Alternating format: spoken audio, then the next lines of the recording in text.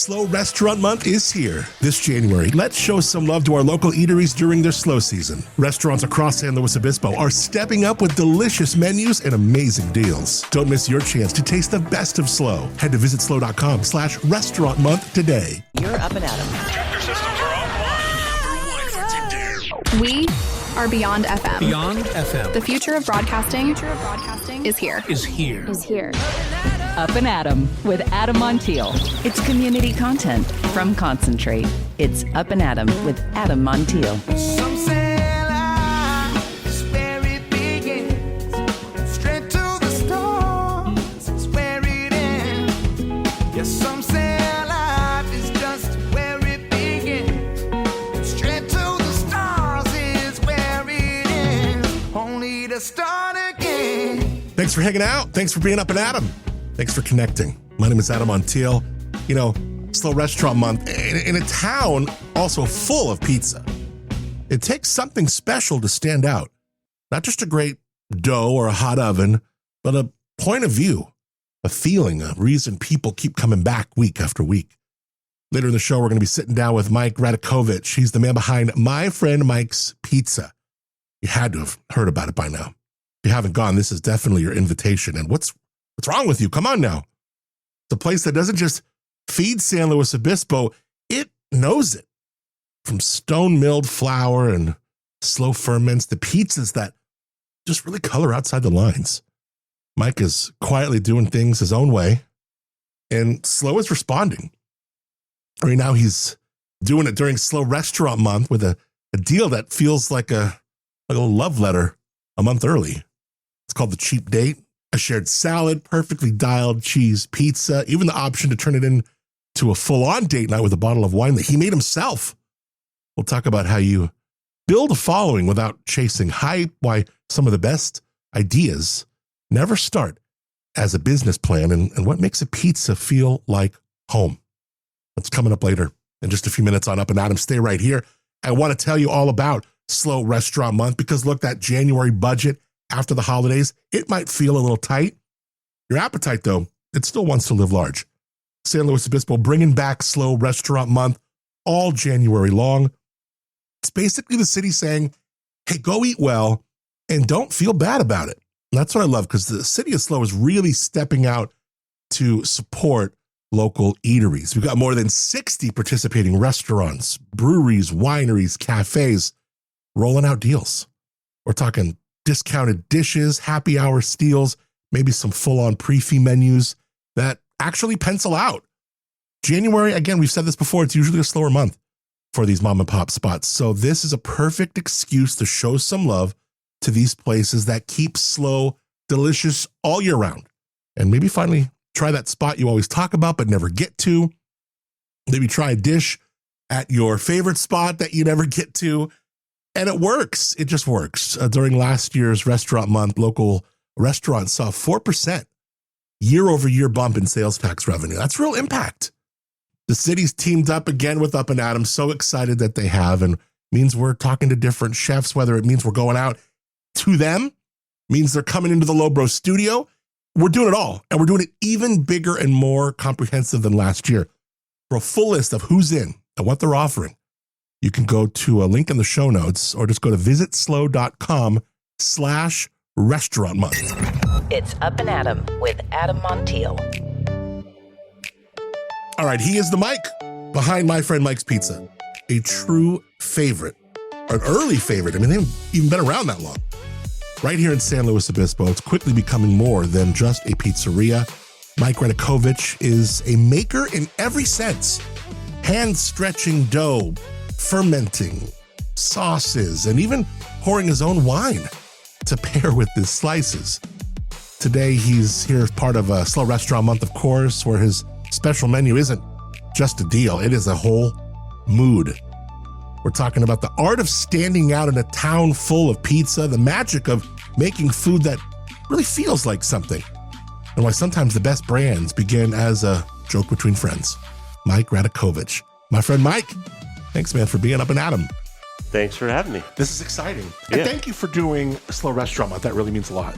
Yeah, it's nice. January's, I remember it when I was a kid, when I was like 23 years Yeah. old, and we would go around and hit all the places for all the deals because, so I like doing it now, participating on this side of it. Yeah, right. You know, there's something like instantly warm about the name My Friend Mike's, and it doesn't scream gourmet or artisan, even though we're going to get into the quality and like the bang. I mean, you guys, you just kill it. You know this though, but it whispers kind of like, pull up a chair, I got you. You know, how do you kind of think the energy behind the name shapes how people experience you and your food?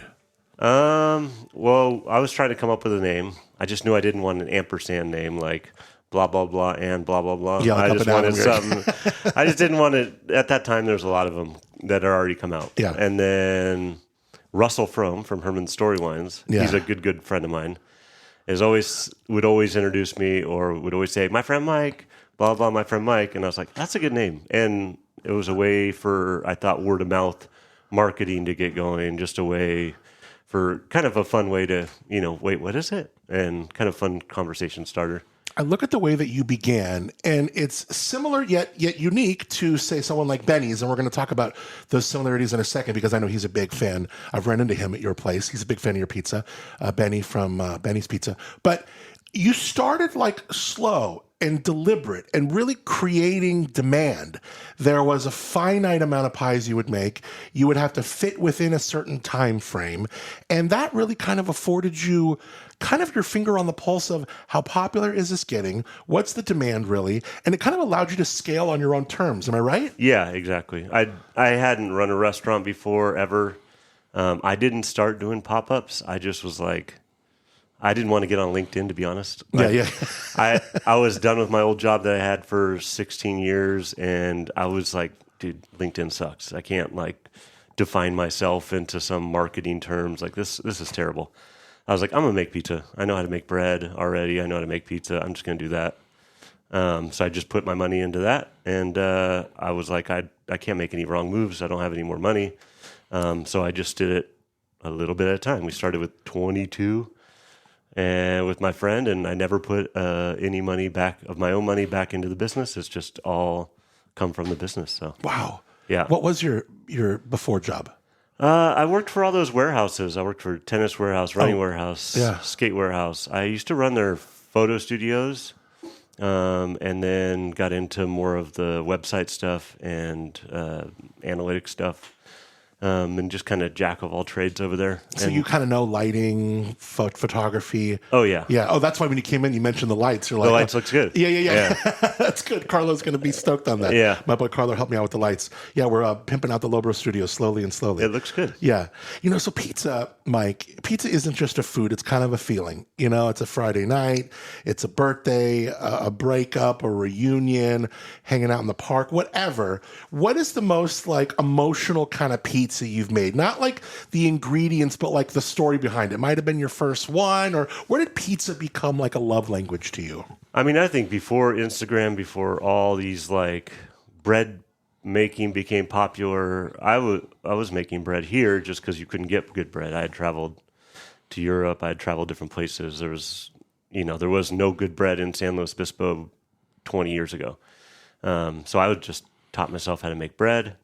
And then I went to school back east for college. And so I didn't think I was missing a certain type of pizza. I didn't feel like you could find it here.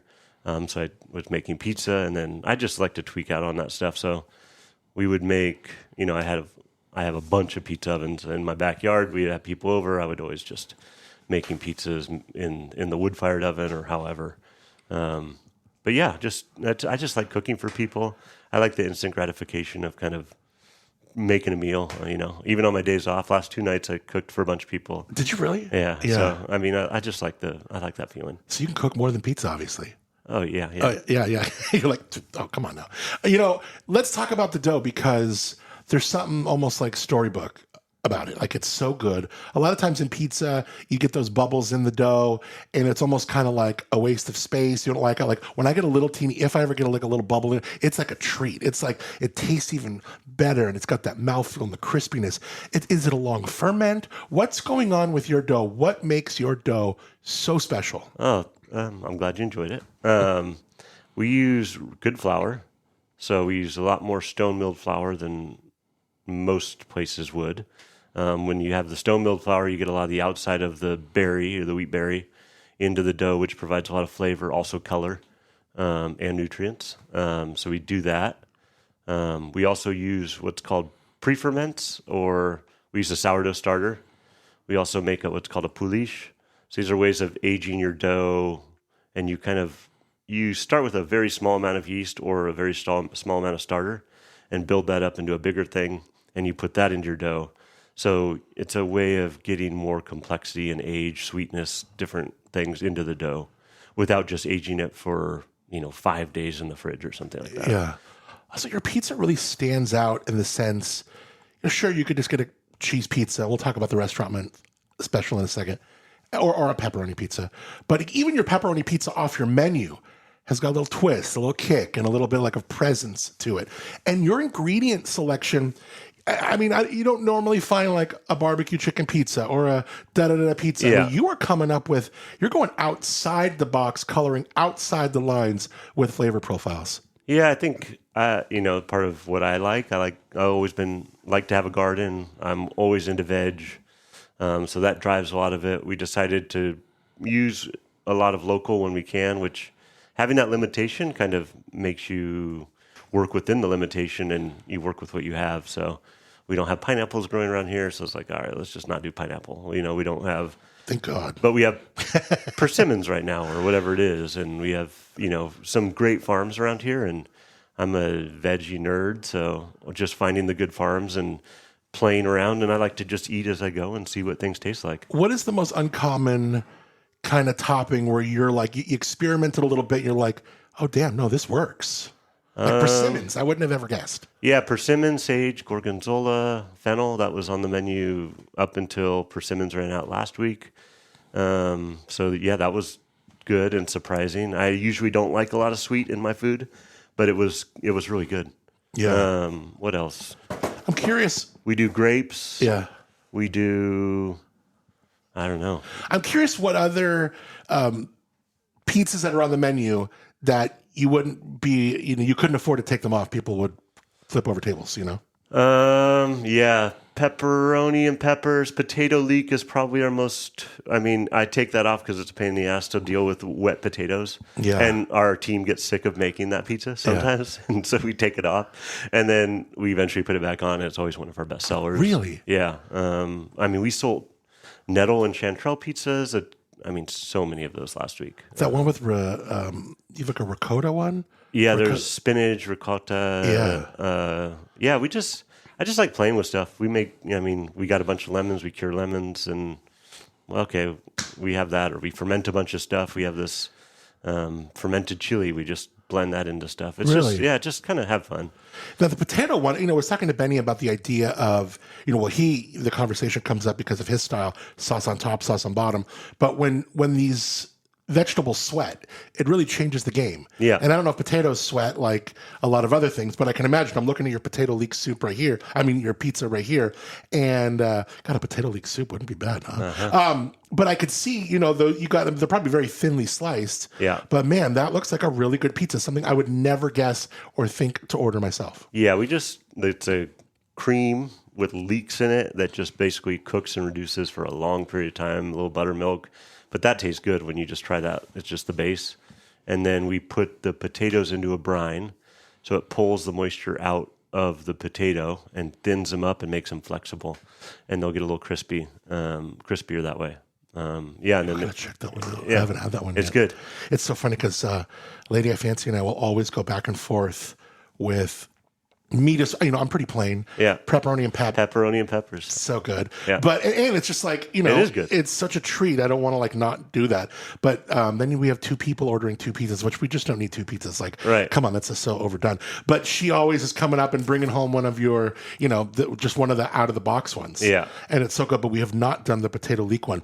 The pepperoni and peppers. This one, again, I'm sure it probably flies out. And the peppers, I feel, change here and there with whatever's seasonal, whatever you get. Yeah, it depends on. Right now, we've been using jalapenos. We used to use serranos. We use. We'll change it up, but it's always they're brined in apple cider vinegar, honey, salt, and coriander. Yeah. And are you playing with like the hot honey or the chili sauce? We make hot honey because people like it. So we're going to have a pizza this week that's going to have hot honey, calabrian peppers, and gorgonzola and fennel sausage. Like gorgonzola is a blue cheese, right? Yeah, it's kind of like a blue, little not so funky, but I love gorgonzola, and we get a really good one from up in Sonoma. Yeah, Ford Valley Creamery makes a great gorgonzola. That sounds good because it is. It's not. It's kind of like mid blue, right? Like my friend Chris always does these gorgonzola burgers, and like I'm not a big blue cheese fan, but like they're good. Oh, in a cream sauce, it's fabulous. I love it. Let's talk Restaurant Month because the cheap date is first of all a great name. And then I love how you can even upsell it with the bottle of wine. Talk about what we're doing for Restaurant Month. It's our Market Crunch salad. So same salad we always get, and then a cheese pizza. You can add pepperoni or whatever for $30. It's called the cheap date. Just something you could split with two people and have a well-rounded meal. And then you can turn it into a happy ending if you for $20 more, and it's either a bottle of the Syrah that I made or Savoie right now for the white wine. So, I mean, they're killer wines. It's not like we're giving crap wine either. So, no. I don't think people expect that. People don't expect a lot of stuff from us. I think sometimes people are like, especially first-timers, they come in, they're like, nah, we're good on just pizza, no salad. But we use some of the best lettuce in the whole area. I mean, Finley Farms, City Slow Farms, Windrose Farms. So, like, our lettuce, we're using the same stuff that they use at Bell's, which is a Michelin star restaurant. Like, same veg, so don't sleep on the salads. Yeah. I'll tell you, we always get your Caesar. Yeah. Kills. Yeah. It's just like so. Right now it's chicory, a bunch of different chicories, and it's super good. And before it used to be kale. And now it's chicory with cured lemon. I love and it. It's really good. It's really, really good. Your dressing? Yeah. Really, really good. Yeah. Speaking of dressing, we got to go there. The vegan ranch. I love ranch dressing. You know, I'm a connoisseur. I know my ranch, but your vegan ranch, first of all, might scare people away by when you put the word vegan in front of it, but don't let it because this ranch is insane. Why did you make it? How do you make it? And why did you make a vegan version? I think when I first met my wife, she was vegan.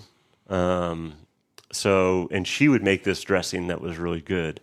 That was like this vegan ranch dressing. And then when it came time to make a ranch, I was like, I don't really want to just do the whole Hidden Valley. I mean, it's fine. I like that. It's great. Sure. But I was like, you know what? I'm going to make the vegan ranch. So I just kind of took the base of her recipe and just kind of went with it. And so what's in it if it's not milk? So it's oat milk, veganase, which is a lot of the base, like 12 different powders, 5 different fresh herbs, fresh garlic, shallot, champagne vinegar.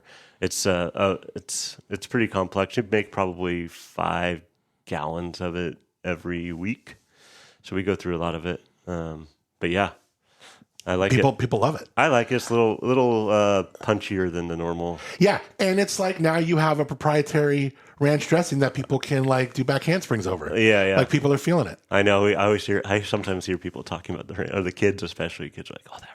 Yeah, I like it. Do you make good money on it? Like, can you actually? Is it kind of a good, or is it just like we just make it to break it? You know, because everyone charges for ranch now, so I imagine. Yeah, we charge for it, but I mean, we're chopping herbs. Right. Yeah, I mean, it takes some time to make. So I don't know how much money we make on it. I don't think I would do it at scale. Right. Yeah, just little bottles of it to take home. Yeah, because people have often are like, "Hey, can we get?" But it's like we would go through so much, dude.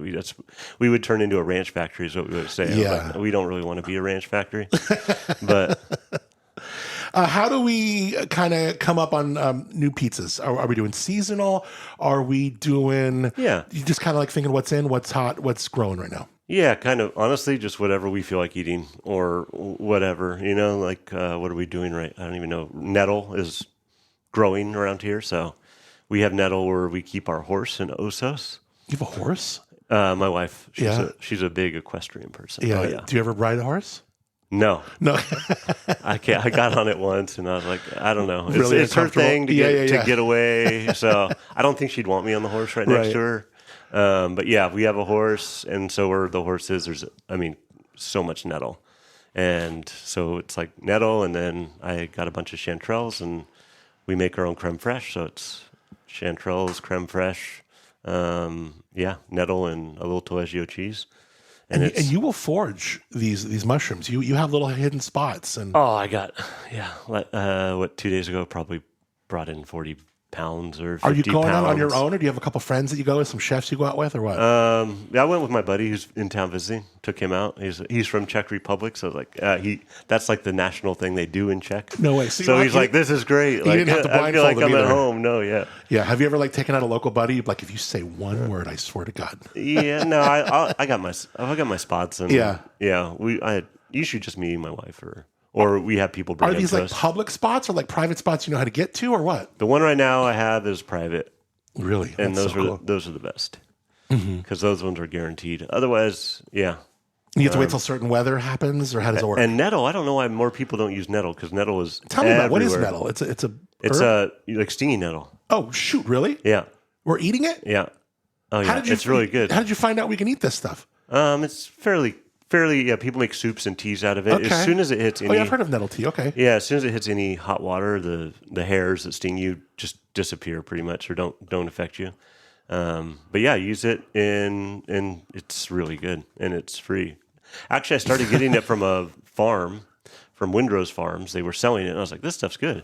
And then I was like, oh wait, it's everywhere. I just get this for free. Why am I? Sorry, Catherine. Yeah. I'm We no love longer Windrose, buying it, but yeah. Yeah.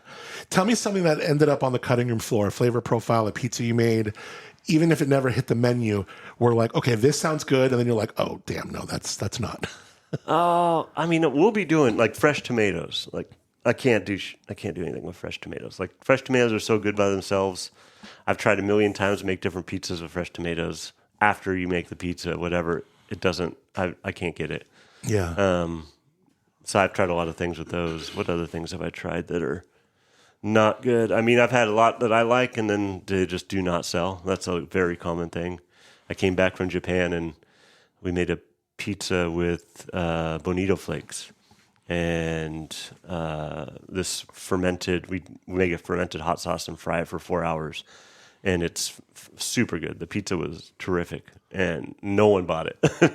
I mean, no one wanted it. Yeah. But it was great. So People bond over pizza in a way that they don't with, say, quinoa or something, right? I'm so curious, like, what's the wildest or maybe the most like memorable moment where you've witnessed in your shop someone's, it just, a moment happened where you're like, this right here, this is why I do this.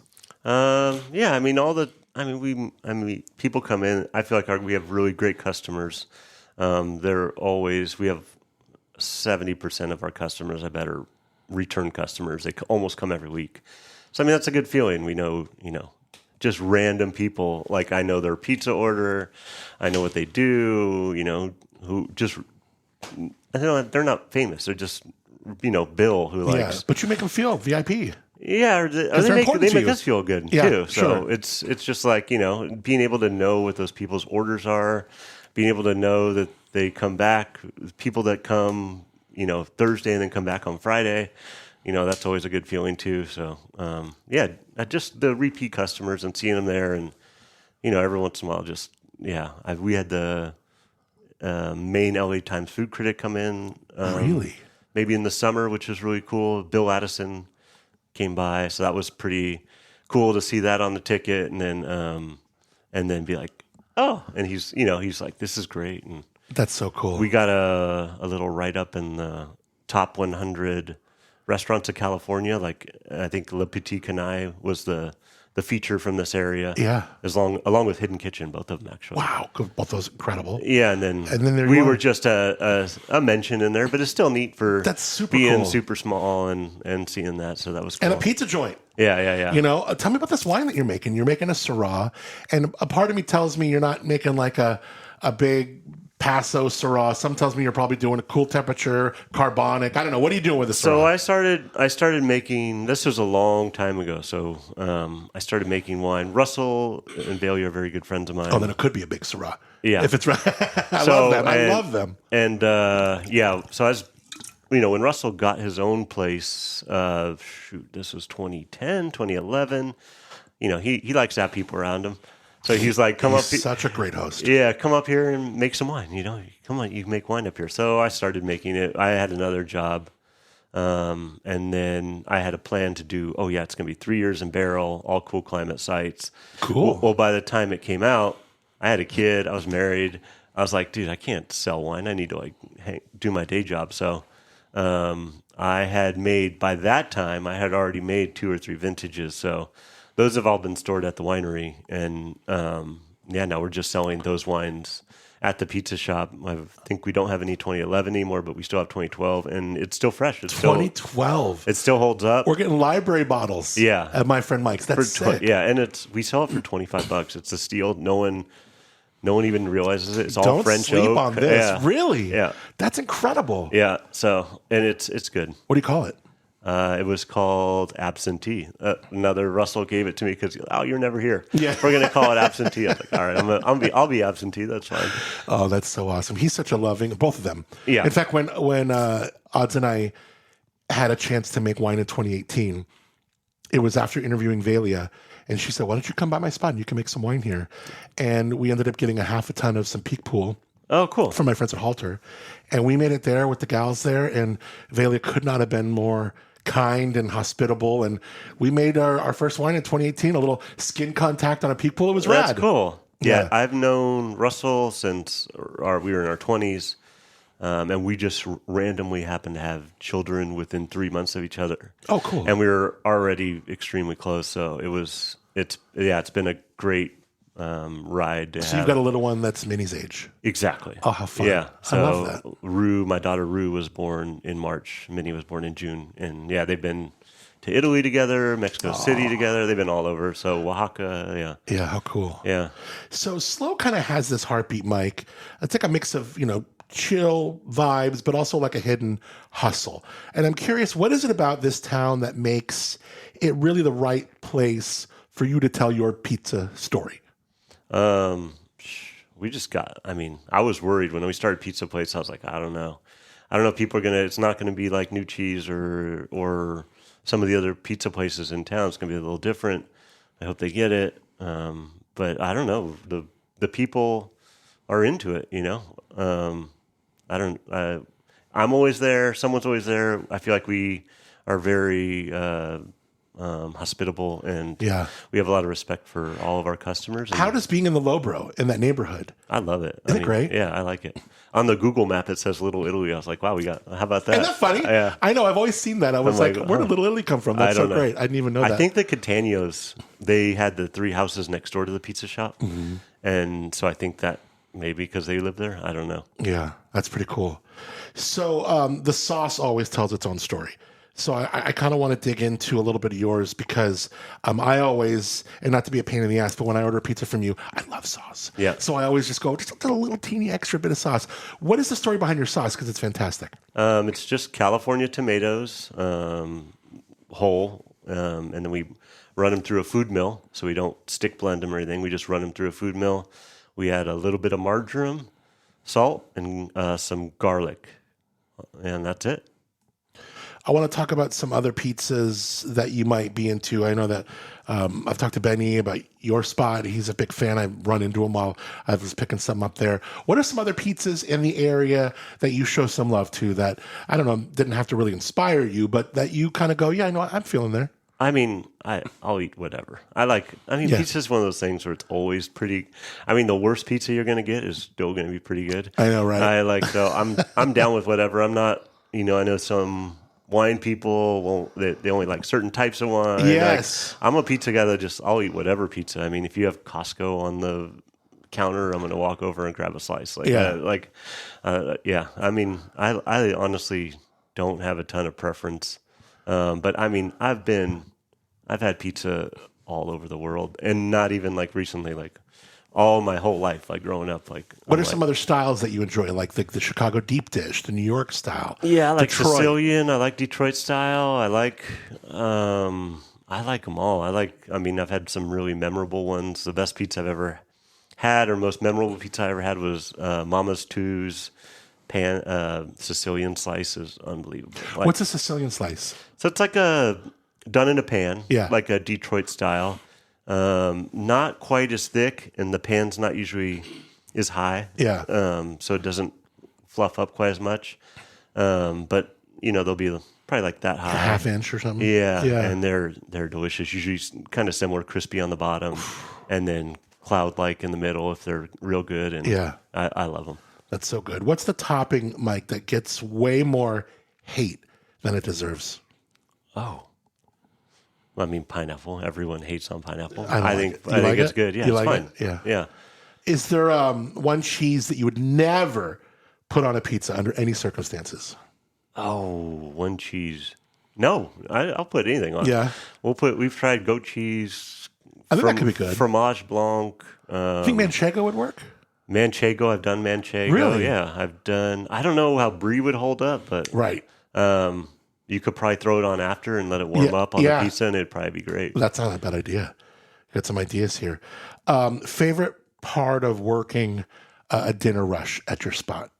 If the music's loud and we're going fast, I like that. That's my thing. And then seeing people come in, and I like shaping doughs and talking to people is great. I noticed like coffee's not on your menu. You don't have espresso on your menu, but you have a pretty sick little machine there. And before we did our content at your spot, you're like, hold on today, I just need my coffee real quick. So that is a pretty integral part of your system there, isn't it? Yeah, we have coffee in the morning usually, and then one right before the rush. And we get really good coffee. And we have it pretty dialed in. Is there a pizza ingredient that might you sneak in that most people might not even realize? A flavor of this or that? I don't know. I mean, we'll try to mention we'll use anchovy here and there, but we'll try to mention it. But so vegetarians don't eat, obviously. Yeah. What else? Nutritional yeast we'll use. Oh, that's cool. We'll use a lot of fermented chilies, a lot of creme fraiche. We make our own creme fraiche. We're trying to think what else we are always sticking in stuff. I feel like we use a lot of acidity in general, a lot of lemon. I tend to like things a little more acidic than most people, so a lot of salt, a lot of acid. What is the worst thing someone can do when they try and, write their own story with your pizza? Like me, I'm putting on a little extra sauce. It's probably not a huge deal. No. And I even say, I don't even care if you charge me for it. But if someone says, make it extra crispy, make it this, do you go like, nah, you're missing the point? No. Is there something that someone could do that would almost be like, nah, don't do that? Well done. We get a very common one is well done. And if we did our pizza any more well done than we do, it'd be burnt. Like we do our pizza comes out well done. So we often have to tell people like, nah, you're new here. We know the minute they say we want it well done, we're like, oh, you're new. Okay. No, all our pizzas are done well done. Extra. Okay, if people do pepperoni, sausage, guanciale, extra cheese, extra sauce, our pizza will just fall apart. I mean, I might as well serve it to you in a bowl with a spoon. Right.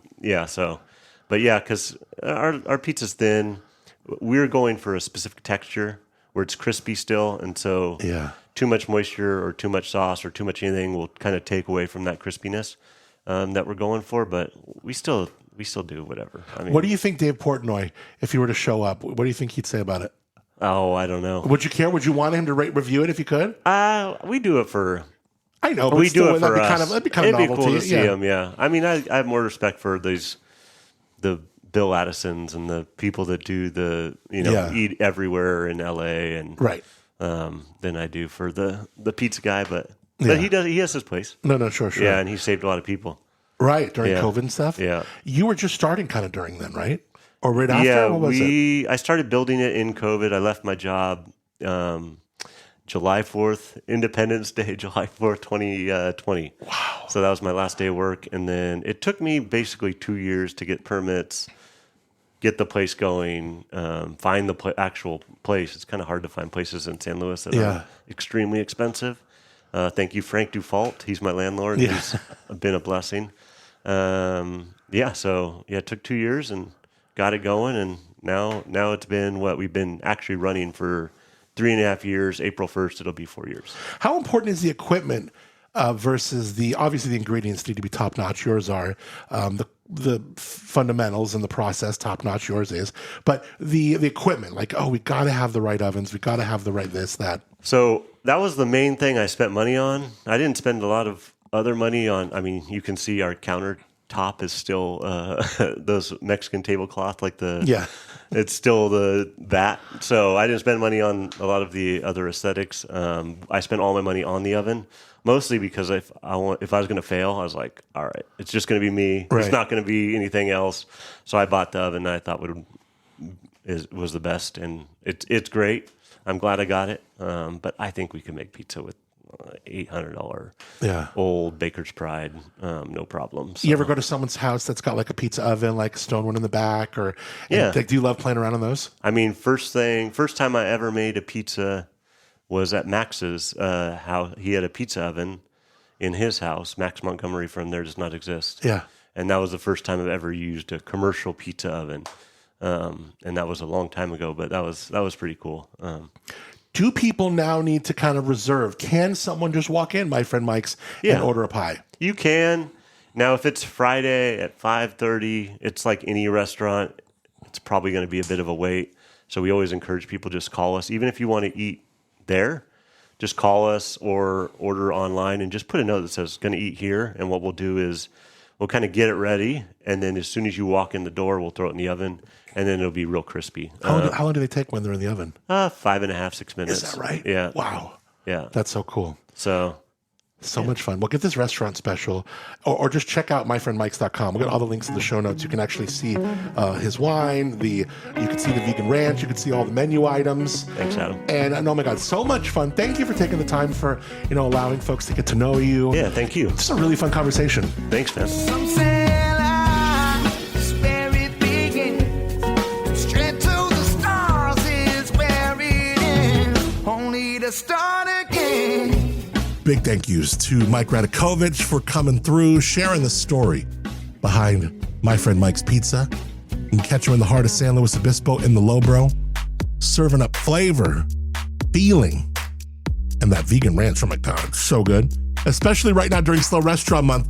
His special menu is incredible, and they're flying off the line there. So good for you, my man. You can go to visitslo.com/restaurant month to see all the restaurants taking part this month. We're about halfway there, which is crazy to me. Also, go to myfriendmikes.com. Check out the pics, the pizza, the menu, everything linked in the show notes for you. All right, did it hit 80 yesterday? I had some interviews at the Lowbro, and it's a winery, so it's always really cool back there. And I had some guests that were like, man, it feels so good back here. Because it's like it was like 82 in SLO yesterday. So I don't know if it's untimely warmth, but look, it's still January, so I'd say it's a little early. But it's beautiful, absolutely gorgeous outside all over SLOCal. So looking good. I want to thank you for connecting here today. I want to thank our friends Moonshiner Collective for being Up and Adam with original music called Start Again. Stream them wherever you get your music. Also, moonshinercollective.com, the website. How about Timber Winery? Love these guys. They're in the village of Arroyo Grande. Great people, incredibly just awesome wine. Just great wine. I told you about that sparkling improvisation, that rosé. That would have been good to open up yesterday. A little sparkling pink wine. Hell yeah. Love what they're doing. TimberWinery.com, Timbre. And I thank them for giving us the Timbre Lowbro Studios. Also, thank you. And sincerely, thank you for being here, connecting, rating, reviewing, subscribing to the show wherever you listen to it.